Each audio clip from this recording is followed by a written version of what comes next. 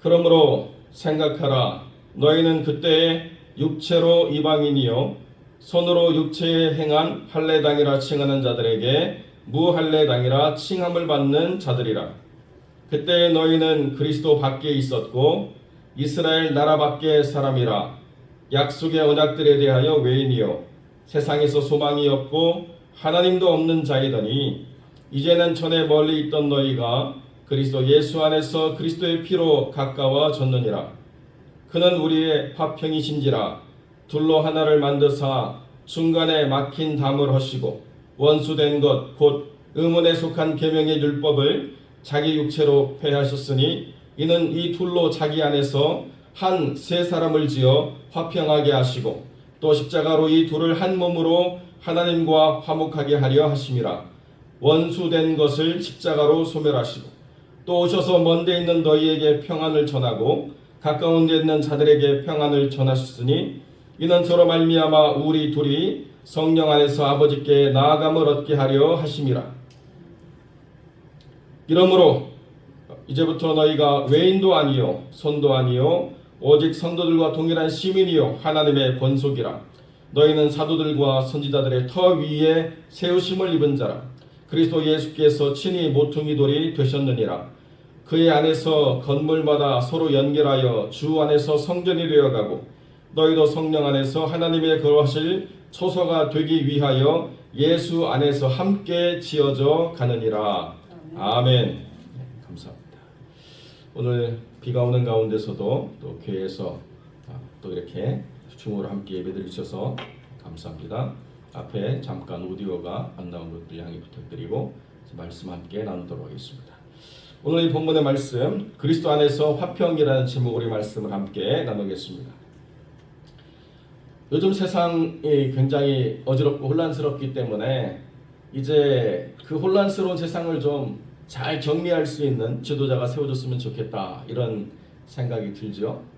다른 무엇보다도 국경 관리를 제대로 안 해가지고 남부에서 수많은 불법 이민자들이 몰려 들어가지고 추정컨대 최대치로 잡으면 2천만 명, 적게 잡아도 1200만 명 이상의 사람들이 정당한 절차를 거치지 않고 국경을 불법으로 통과해서 이 땅에 들어와 가지고 많은 문제가 되고 있죠. 그러다 보니까 그렇게 불법 이민자들을 향해서 문호를 개방하겠다고 선언했던 주들도 몸살을 앓고 있는 가운데 있습니다. 그래서 참 많은 걱정과 염려가 들고 있는데요. 제대로 된 절차를 거쳐서 자격을 받고 또 그 자격 안에서 시간과 모든 노력을 통해서 어떤 시민권을 얻는 것이 나라의 체계입니다. 불법으로 사람들이 몰려와가지고 우리에게도 동일한 권리를 달라고 하는 것이 정당한 절차를 거치고 이렇게 온 사람들에게는 이해되어지지 않는 부분이 있다는 거죠. 그래서 어떤 나라가 세워지기 위한 기준, 국경, 그 다음에 주권, 통치법, 영토 이런 모든 개념들이 바르게 서야만 모든 것이 정립이 되는 건 너무나도 당연한데 하나님의 나라는 그러면 어떻게 세워지느냐? 하나님의 나라는 하나님이 걸어가신 그 뜻대로 부르심을 입은 걸어간 성도들을 통해서 하나님이 그 백성을 세우시고 또 그 백성을 통해서 권속 하나님의 패밀리 가족이 되게 하셔서 예수 안에서 하나 되어져가는 거룩한 공동체를 이루신다. 그렇기 때문에 하나님의 나라는 하늘에만 있는 것이 아니라 하나님의 나라는 이 땅의 교회들 가운데 세워져 간다라고 우리가 분명히 이해해야 됩니다. 그리고 혹시 우리 15절을 잘 이해 못하시는 분들이 계실까봐 원수된 것 곧 의문에 속한 계명의 율법을 이렇게 되어 있는데 질문 궁금해서 우리가 갖는 질문이 의문이잖아요. 근데 여기에 있는 의문이라는 한자어는 의식화된 법, 율법을 얘기하는 거예요. 궁금하고 질문하고자 하는 그것이 아니고 그래서 의식으로 명문화된 율법 그것을 예수님이 폐하셨다. 그런데 그것이 왜 원수가 된 것이냐? 그 원수된 법을 하나님 우리에게 주신 것이 아니고 그 법 아래서는 우리가 하나님의 원수라고 밖에는 규정할 수밖에 없는 그 법이기 때문에 우리 스테이터스 자체가 하나님의 원수된 자라고 그 법이 명문화된 것을 주님이 폐하시고 그리고 예수 안에서 한 새 사람을 지어 화평하게 하셨다라고 우리에게 설명해 주고 있다는 것입니다. 그러니까 참된 화평, 저희 교회 이름이죠. 참된 화평은 어디로 말미암느냐? 오직 예수 그리스도의 십자가의 피값을 주님이 지불하심으로써만 화평이 이루어질 수 있다. 주님의 피값이 지불되어지지 않는 곳에는 화평이 이루어질 수가 없다라고 성경 우리에게 분명하게 이야기해 주고 있다는 거죠. 그리스도의 피가 없는데도 하나님과 화평을 이룬다. 왜? 하나님은 사랑이시지 않느냐? 그것은 하나님의 법을 이런 방식으로 하나님이 이끌어 오셨던 모든 것을 다 부정하고 자기 스스로가 하나님 나라의 국경을 넘겠다라고 이야기하는 것과 똑같다는 것입니다. 하나님은 사랑이시지만은 하나님은 무질서와 혼돈을 사랑이라고 다 포용하시는 하나님이 아니고 하나님은 그 법을 세우시고 그 법에 정당한 대가를 지불할 영혼이 한 명도 없기 때문에 하나님이 그 대가를 지금부터 영원토록 지불하셔가지고 예수 안에서 우리를 새롭게 하셔서 하나님과 화평을 이루게 하셨다. 이것이 불변하지 않은 성경의 진리라는 거예요. 그런데 오늘 이 성경의 진리를 왜곡하는 자들이 교회 밖에 있는 게 아니고 교회 안에 있기 때문에 너무나도 혼란스럽고 어지러운 그런 세상이 되어가고 있다는 거죠.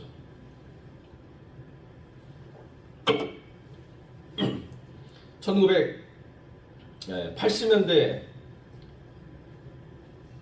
독일로 유학을 갔다 온 분이 저랑 같이 신학을 하면서 만나가지고 친해지게 됐는데요. 이제 독일 가가지고 유학을 할 수 있는 것도 굉장히 큰 기회였습니다. 그러나 독일이라는 나라가 기독교 국가의 배경이 있기 때문에 목사는 국가 공무원이에요. 그래서 국가가 월급을 지급합니다. 그리고 독일 사람들은요 11조를 안 할래야 안 할 수가 없는 게 내가 기독교인이라고 등록하는 순간 원천징수를 해요. 국가가 떼가요. 너 기독교인이야? 국가가 떼가지고 그 11조를 교회에 줍니다. 그러니까 체계 자체가 완전히 기독교 국가라고 말해도 전혀 이상하지 않죠.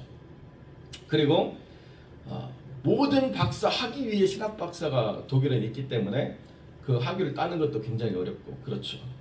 그런데 이제 독일어를 해야 되고 독일에 공부하러 갔으니까 독일 교회를 가가지고 출석을 하면서 어떤 교회를 찾아갔는데 그 교회 말씀이 참 좋아가지고 그 목사님한테 예배 끝나고 가가지고 목사님한테 이렇게 말씀을 드렸대요. 오늘 말씀이 너무 좋았다고. 그러냐고. 그러면서 옆에 있는 남자를 소개시켜 줬는데 내 배우자라고. 자기가 너무 깜짝 놀랐대요. 그래서 두 번 다시 그 교회를 나갈 수가 없더라는 거예요. 여러분 그런데 80년대만 돼도 이게 너무나 생소하고 두려운 일이었는데 이제 한 40년 지나고 나니까 어떻습니까? 생소한가요? 생소하지 않은 일들이 되어가고 있다는 거예요. 저희 딸도 동성애 교육을 학교에서 받아가지고 와서 저랑 그런 대화를 했어요. 아빠, 그 아이의 취지는 그거예요. 사람이 사람을 사랑하는데 무슨 법이 필요하냐 뭐 이렇게 이제 배운 거죠. 그러면서 광고가 한참 유행했던 게 뭐냐면 서로 사랑하는 연인들끼리 커튼 뒤에 있어가지고 플래시를 비치면 두 사람의 희미한 그 영상만 이렇게 드러나는데 커튼을 딱 제치고 나오면 서로 사랑하는 연인들이 나와서 모든 사람들이 환호해주는.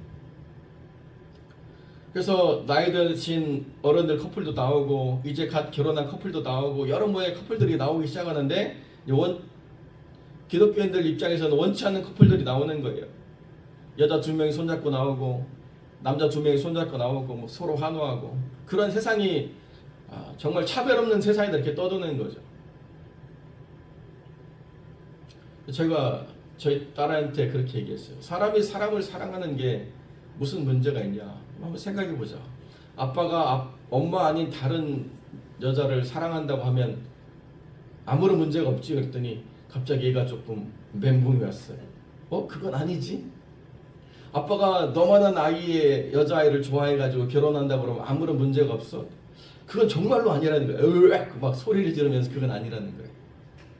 사람이 사람을 사랑한다라고 이야기하면서 표현하지 않는 감추인 의도가 있으면서 그것이 마치 깨끗하고 거룩한 것처럼 포장하는 일들을 계속 아이들한테 심어주니까 아이들이 어릴 때는 분별을 못하고 그 말만 듣고 정신의 체계가 그렇게 잡히니까 넘어가게 돼 있다는 거죠. 조금만 생각해보면 경계와 선이 있고 조금만 생각해보면 지켜야 될 기준이 있는 것을 성경이 말하지 않아도 우리가 다 알고 있다는 거예요. 이슬람에 가면 네 번째 부인까지 둘 수 있는데 그래서 항상 문제가 뭐냐면 세 번째 부인까지는 권력 있는 사람들하고 결혼하고 마지막 부인은 힘없고 나약한 집안의 여자를 데려와서 세 번째 부인만 계속 이혼하고 바꾸는 일들이 반복되는데도 율법으로는 아무런 문제가 없기 때문에 나는 깨끗하다. 여러분 그게 깨끗한 거예요? 있을 수가 없는데 법을 이용해가지고 자기를 정당화하면서 살아가도 옳다라고 인정받는 체계가 그게 과연 건강하냐 이거예요. 우리가 누리는 화평, 헬라어로 에이레네라고 하는 이 화평은 예수님께서 핏값을 지불하시고자 비로소 우리에게 얻어진 것입니다. 그렇기 때문에 그 핏값이 지불되어지지 않은 곳에서의 화평이라고 하는 것은 다 거짓이에요. 그리고 여러분들에게 말씀드리지만 이 화평을 이루기 위해서 주님도 핏값을 지불했다고 한다면 이 화평을 누리는 사람들, 곧 성도들이 세상을 살아가면서 어떻게 값을 지불하지 않고 화평을 이룰 수가 있겠습니까? 주님이 뭐라고 말씀하셨느냐? 누구든지 나를 따라오려거든 자기 십자가를 지고 날마다 자기를 부인하고 좇을 것이냐라고 분명히 우리에게 말씀해 주고 있다는 것입니다. 다른 누구에게 값을 지불하라는 게 아니라 주님을 따르기로 결정한 이상 주님의 은혜에 합당한 삶의 헌신과 결단을 우리가 가져야 된다라고 분명히 이야기한다는 거죠. 그러므로 이제부터 우리의 삶의 방향은 세상에 대한 소망이나 세상에 대한 헛된 허영으로 우리가 우리의 삶을 허비하는 것이 아니라 하나님 안에서 예수 그리스도와 함께 연합되어져 가지고 하나님의 거룩한 존재 안에서 서로 지어져 가는 하나님의 아름다운 백성들이 되는 것이다. 이것이 우리가 왜 교회로 모여야 되느냐, 우리가 왜 이 새벽에 하루의 시작을 주님께 드림으로 시작하느냐에 대한 중요한 가치를 전달해 주고 있다는 것입니다. 우리가 생각하는 모퉁이 돌은 정말 모퉁이의 맨 밑바닥에 있는 기초석이라고 생각하지만 성경이 말하는 모퉁이 돌은 그 집의 경계를 시작하는 그 커다란 담에 가장 중심에 가장 크고 멋진 돌을 탁 세웁니다. 그래서 그 돌이 이쪽과 이쪽의 경계를 시작하는 처음 놓는 돌이에요. 근데 그것이 모퉁이에 있기 때문에 모퉁이 돌입니다. 바닥에 있는 돌이 아니에요. 우리가 생각하는 커너스톤이 바닥에 있는 거라고 생각하면 그건 기초석인데 이스라엘의 건축 양식을 보면 그 집의 경계를 지을 때 그 집을 지을 때 가장 먼저 그 경계를 정하는 그 기초가 그 모퉁이 한가운데 커다란 돌로 듬직하게 세워져요. 그래서 벽이 이렇게 세워지는데 가운데 있는 돌만 어마어마하게 큰 돌이 딱 서 있는 거예요. 그 돌로부터 연결되어져서 건물이 시작되기 때문에 그 돌을 모퉁이 돌이라 이렇게 부르게 되어 있습니다. 그런 것처럼 우리는 혼자로 존재할 수 있는 사람들이 아니라 예수 그리스도와 연합되어져서 연결되어져 가는 존재다. 그러니까 교회가 없으면 성도가 설 수가 없다는 거예요. 교회가 없으면 성도 혼자로서는 하나님의 나라라고 말할 수가 없다는 것입니다. 사랑하는 성도 여러분, 그렇기 때문에 우리의 시작은 예수 그리스도예요. 그럼 우리의 터는 어디 있느냐? 사도와 선지자들의 터예요. 이게 느닷없이 일어난 게 아니고 어떤 사람이 산에 가가지고 성경 백독하고 난 다음에 이제 내가 새로운 계시를 받았다고 떠드는 이 헛소리로 인해서 그 터를 세우는 게 결단코 아니라는 거예요. 사도와 선지자들의 터 위에서 이 건물이 올려져 간다는 거예요. 시작은 예수 그리스도로 시작하는데 예수 그리스도께서 느닷없이 오신 게 아니고 사도와 선지자들을 통해서 계속 하나님의 나라를 규정하시고 이 땅에 오셔서 시작이 되시고 사도와 선지자들의 터 위에 주의 몸된 교회가 세워져 가도록 이끌어 주셨기 때문에 이제 우리가 신앙생활하면서 분별해야 될 게 이 교회가 터가 사도와 선지자들의 터 위에 있어야 되느냐, 우리의 시작이 예수 그리스도로 말미암아 되어지고 있느냐, 이거를 잘 분별하시면 우리의 신앙생활이라고 하는 게 흔들릴 일이 없다는 것입니다. 아멘. 그런데 많은 분들이 주님이 정하신 뜻대로 내 삶을 자리매김하고 거기에서 주님 안에 하나가 되려고 하기보다는 내 생각과 내 뜻대로 내가 원하는 교회를 쇼핑하듯이 선택하게 되면 그러면 이게 주님의 교회로 온전하기가 굉장히 어렵다는 거죠.